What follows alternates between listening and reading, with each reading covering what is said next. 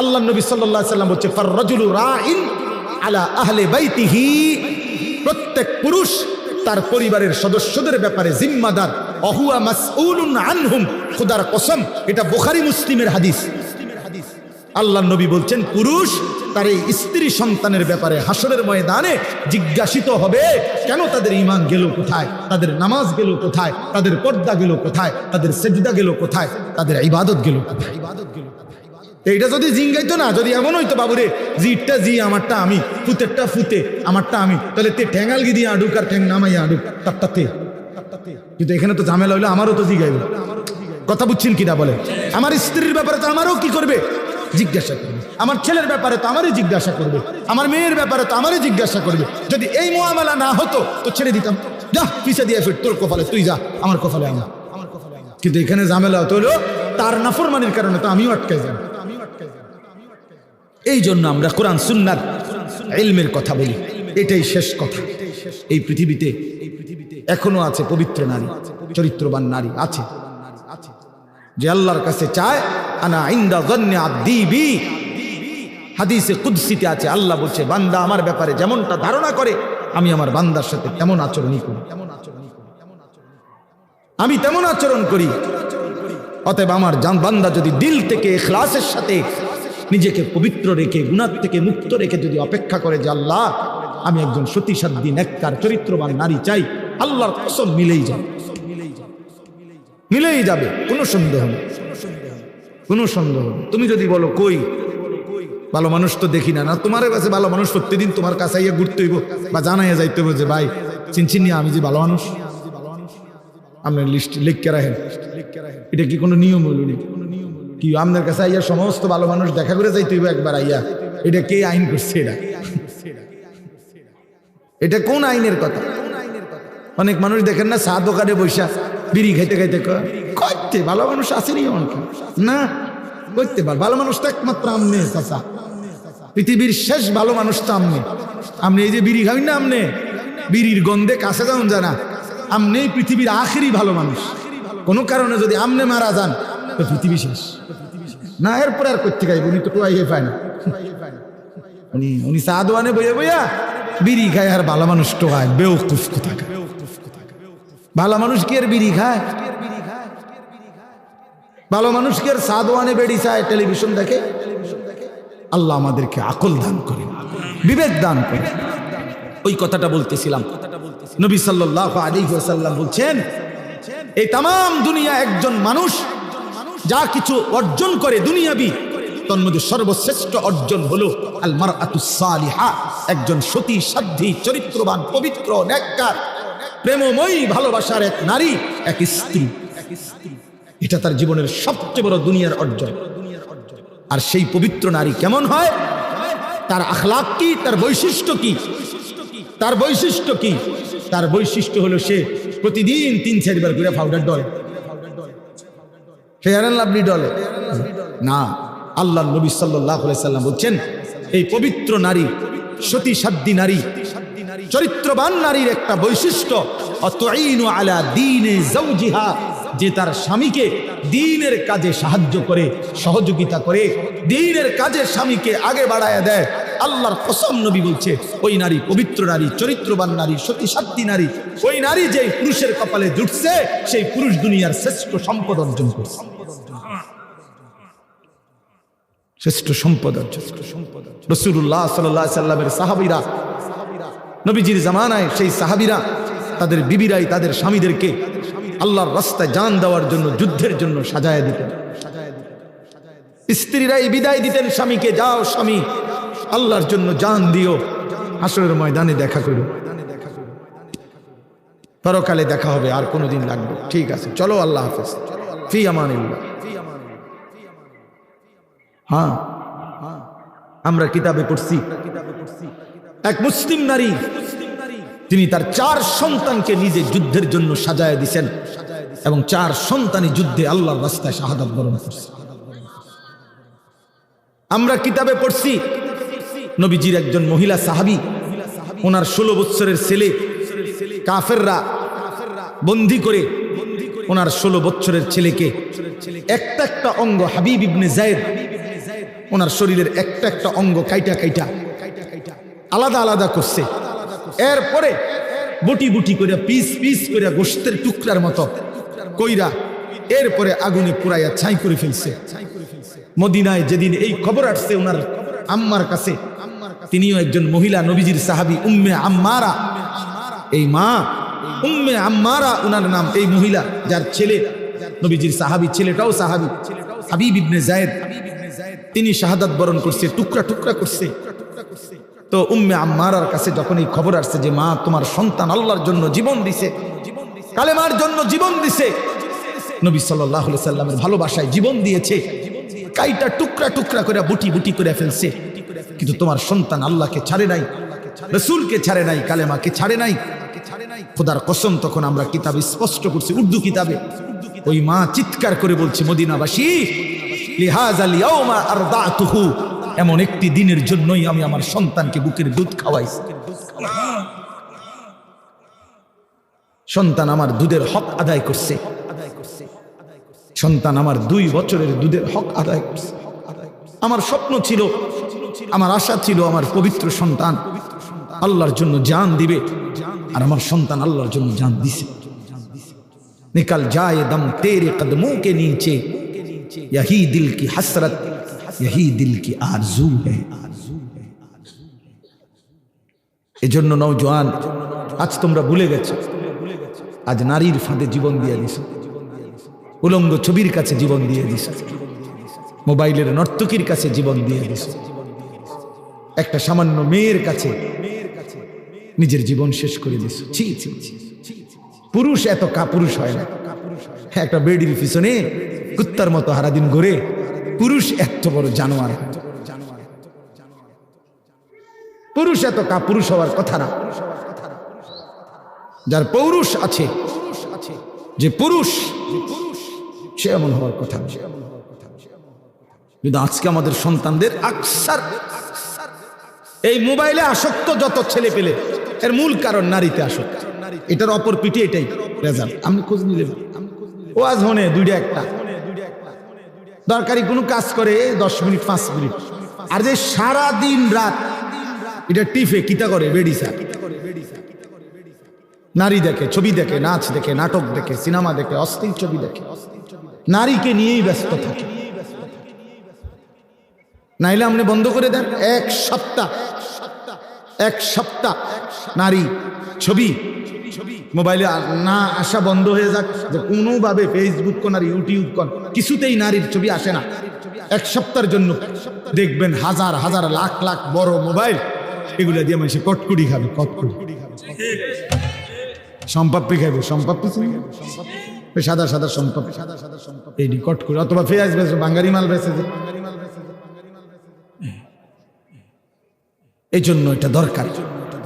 প্রিয় বন্ধু, প্রিয় বাবা, বুঝা উচিত একজন নারী অস্বীকার করার কোনো বিষয় না।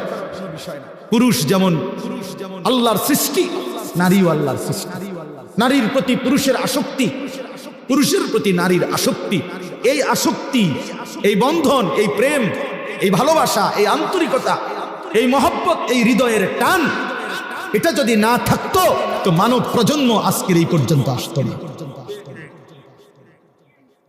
মানুষের এই ক্রমধারা কি এখান পর্যন্ত? এক স্বামী স্ত্রীর পবিত্র বন্ধন, একে অপরের প্রতি অকৃত্রিম ভালোবাসা, স্বামী স্ত্রীর একান্ত মিলন। তো এইটুকুর বরকতে মহান আল্লাহর ইচ্ছায় প্রজন্ম এভাবে আগাইছে। তাহলে এটা তো দূষণীয় না, হালাল যেটা সেটা তো দূষণীয় না। রাসূলুল্লাহ সাল্লাল্লাহু আলাইহি ওয়াসাল্লাম বলছেন, পবিত্র স্ত্রী তার মুখে যদি কেউ খাবারের লোকমা তুলে দেয়, হাত্তা লোকমাতা ফি ইমরাআতিহি, নবীজি বলছেন কেউ যদি তার হালাল স্ত্রীর মুখে এক লোকমা খাবার, একটা রুটি, সামান্য একটু খাবারও তুলে দেয়, আল্লাহ রাসূল সাল্লাল্লাহু আলাইহি ওয়াসাল্লাম বলছেন আল্লাহ তাআলা তাকে আল্লাহর রাস্তায় সাদাকা করার সওয়াব দান করেন। নবী সাল্লাল্লাহু আলাইহি ওয়াসাল্লাম বলছেন ওয়াফি বুদআই আহাদিকুম সাদাকা, পবিত্র স্বামী স্ত্রী যদি মিলিত হয় তো আল্লাহ তাআলা সেখানেও সাদাকার সওয়াব দান করে। সাহাবী জিজ্ঞেস করছে, ইয়া রাসূলুল্লাহ, মনের চাহিদা পূরণ করলেও সওয়াব হয়? আল্লাহর নবী বললেন সেটা যদি ভিন্ন অনুমতি নাই এমন নারীর সাথে যদি পূরণ করে সেখানে কি গুনাহ হয়? তিনি বললেন হ্যাঁ গুনাহ হয়। কয় তাহলে এখানেও নেকি হয়। সেখানে গুনাহ হইলে এখানে নেকি হয়। এজন্য বন্ধু আল্লাহ তাআলা প্রত্যেক নিষিদ্ধ বিষয়ের বিপরীতে বৈধ হালাল পন্থা আল্লাহ রাখছেন। যিনি মদ হারাম করেছেন তিনি মধু হালাল করেছেন, যিনি সুদ হারাম করেছেন তিনি ব্যবসা হালাল করেছেন, যিনি ভিন নারী দেখা হারাম করেছেন তিনি বিবাহ হালাল করেছেন। এমন কোনো বিষয় নাই বান্দার যেটা চাহিদা আছে অথচ সেই চাহিদা পূরণের বৈধ কোনো পন্থা আল্লাহ দেন নাই। খোদার কসম এমন চাহিদা মানুষের মধ্যে নাই, এটা হতে পারে না। কারণ প্রতিটি চাহিদাও দিছেন আল্লাহ, সেই চাহিদা পূরণের হালাল পন্থা নির্ধারণ করে দিয়েছেন সেটাও আল্লাহ, সেটাও আল্লাহ করছে।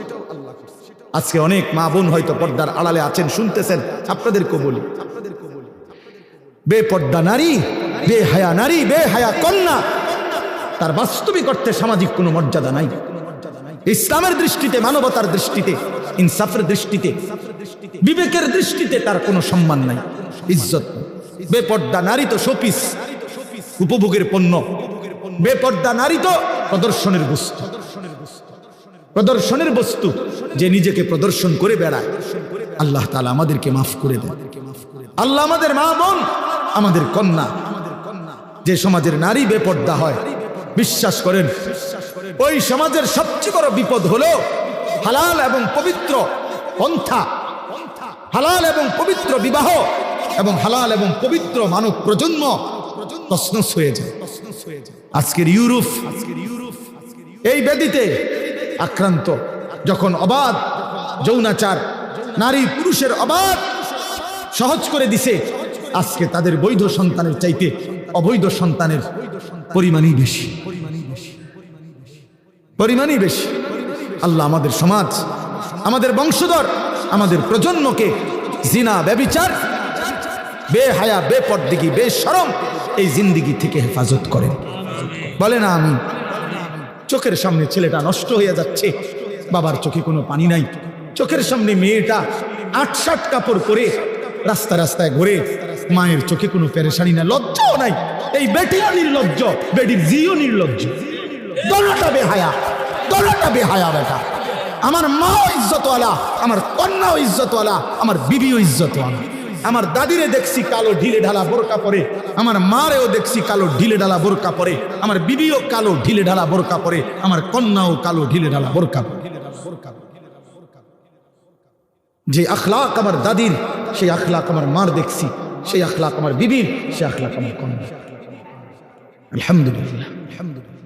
বলো মিয়া, ওই মা কিসের মা? যে মায়ের চোখের সামনে 16 বছরের মেয়েটা এতটা টাইট কাপড় পরে, একটা এফরনও নাই, একটা ঢিলে ঢালা কোনো পোশাক নাই, সে বোঝে না এই মহিলা যে তার মেয়েটারে রাস্তায় কে দেখবে। বেটি তুমি সিরা খাও, তুমি ভাত খাও না, তুমি বোঝো না তোমার মাইয়ারে দেখবে কে? রাস্তার লম্পট ছেলেরা দেখে কি মন্তব্য করবে? এটা কি বুঝার কিছু বাকি আছে? কেউ না বুঝার কিছু আছে এটার মধ্যে? তাহলে আপনি এই কথাটা, এই বাংলা কথাটা বোঝেন না? আপনি না না না, মেয়ে শিক্ষিত হইতে আছে। আরে বাপরে, শিক্ষিত ইংরেজি কয়, ইংরেজি কবিতা কয়, 2 little black birds sitting on a wall, one called Peter, one called Paul. দুইটা কাউয়া বসছে একটা ওয়ালের উপরে, একটা কাউয়ার নাম হইল পিটার আর একটার নাম হইল পল। আমি বলি একটা কাউয়ার নাম হইল লোটা আর একটা কাউয়ার নাম হইল ববনা। এই হলো 2টা কাউয়া। এটাই তো অর্থ কবিতা। এটা অর্থ না, বলো না সিয়াম, এটার অর্থ কি? 2 little black birds অর্থ কি? ছোট 2টা কাউয়া সিটিং অন এ ওয়াল, ওয়ালে বইছে। আর তো কাউয়া ওয়ালে বইলেই কি, সালে বইলেই কি? তোমার কিতা, তোমার ফুতের কিতা? এটা কি শিখছে? এটা কি শিখলোটা কি? এনে কাউয়া বইছে বলে ওয়ালে। আর আমার ইমানদার সন্তান শিখবে কালেমা লা ইলাহা ইল্লাল্লাহ, লা ইলাহা ইল্লা, বলবে সারা কায়নাত কিচ্ছু নাই, আছে শুধু একজন, তিনি আমার আল্লাহ। अगरचे बुत हैं जमात की आस्तीनों में, मुझे है हुक्म खुदा ला इलाहा इल्लल्लाह।